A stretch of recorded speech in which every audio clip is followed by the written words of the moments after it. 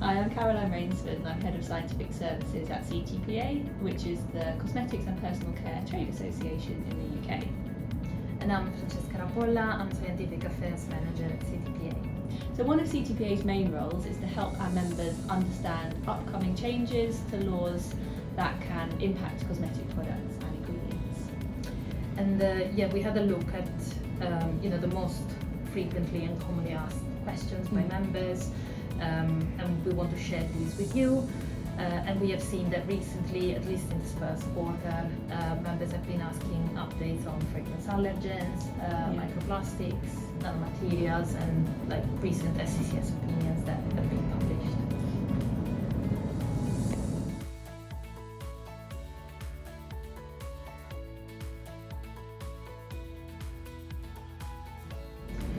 So we have another topic now, it's microplastics. What is going on with microplastics? A lot of questions are flooding in from members. Yeah, I'm not surprised. So there is a big new law that's going to come in the EU on microplastics. So this is under what's called REACH, which is horizontal chemicals legislation in the EU. So there's a new REACH restriction coming in on intentionally added microplastics in consumer products. So this includes cosmetics. So this law is basically planning to ban any polymeric particle, which is solid, synthetic, non-water soluble and non-degradable in any cosmetic product. So the law hasn't yet been voted and published, but we're expecting that to happen sometime this year.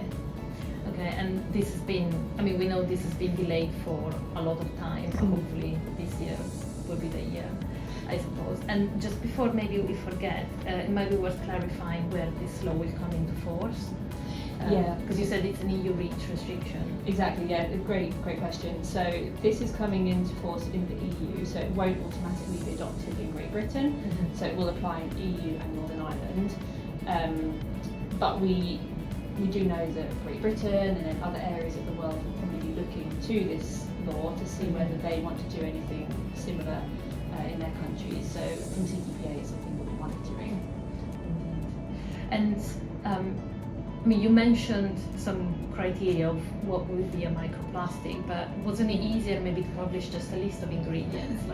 How can companies understand what would be covered by the microplastics restriction? Yeah, I appreciate that makes it quite difficult for companies not having a list, and like you say, this is a question we get a lot.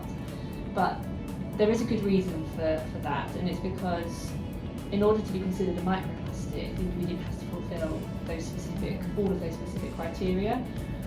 So there are cases where the same ingredient or the same inky name could be a microplastic in one product, but not in another product, because it might fulfill all the criteria in one product, but maybe it's dissolved in the other product, so it's not microplastic and it's derogated from the restriction. But it is important to bear in mind, and I'll say this now before I forget, that even if ingredients are derogated, it means they can still be, that product can still be placed on the market, but there are labelling and reporting requirements. So it's quite a complicated restriction, and I guess my advice would be that companies really look into the detail of the text to understand how it's going to affect their products and their ingredients. Yes, that's a very good tip, because it's a very long and complex restriction. So what can companies do to better understand and then assess which ingredients might be in scope, and if ingredient is not in scope in one product, maybe in another, how can they prepare and try to figure out what to do, how to prepare? Yeah, so even though there are transition periods with this restriction, which I will mention now, so after it's been published, wash-off products have 4 years to comply, leave-on products have 6 years to comply, and makeup products have 12 years to comply. At the moment, that's what we're expecting. Could be subject to change, so we'll keep an eye on that. But even though there are transition periods, and it seems like companies have a long time to comply, it's really important that companies start preparing now, because it's a really big restriction. It has the potential to impact a lot of ingredients and a lot of products.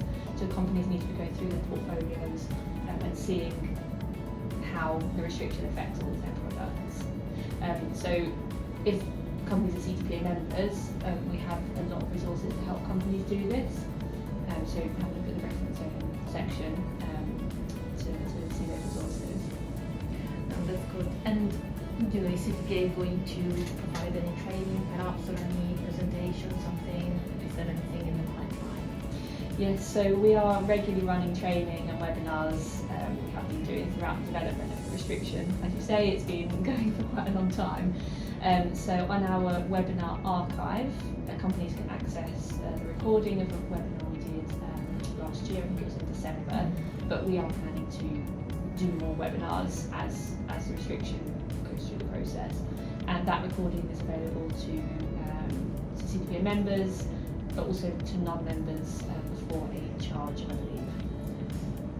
Well, thank you so much. Hopefully companies will be able to navigate through this complex upcoming restriction. I hope so too. Thank you.